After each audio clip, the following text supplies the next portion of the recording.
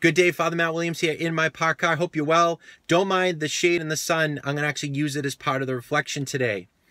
So often in the prayers that we hear during Lent, like today in the second Saturday of Lent, of the second week of Lent, we hear about the word partaking, right? Partakers in the divinity of Christ, right? So in other words, sharing in Christ's nature, sharing in his divine life. So here was the closing prayer for today after communion.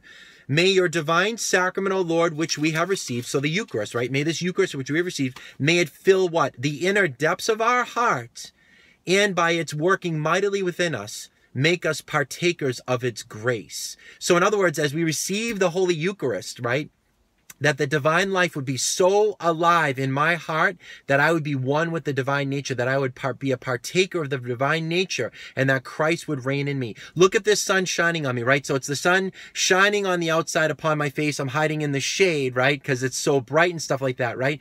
Well, when you receive the Eucharist, it's not merely the Son of God shining down upon you with favor and love and delight, but rather the Son of God in the most blessed sacrament comes within us. And we are called to radiate that light from within.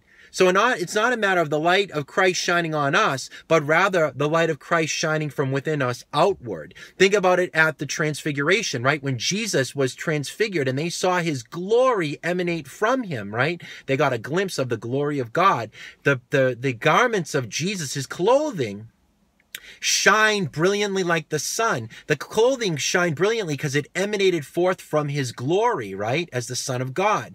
So we are called, as we are partakers in the divine nature, to allow the glory of God, the love of God, to emanate forth from our being.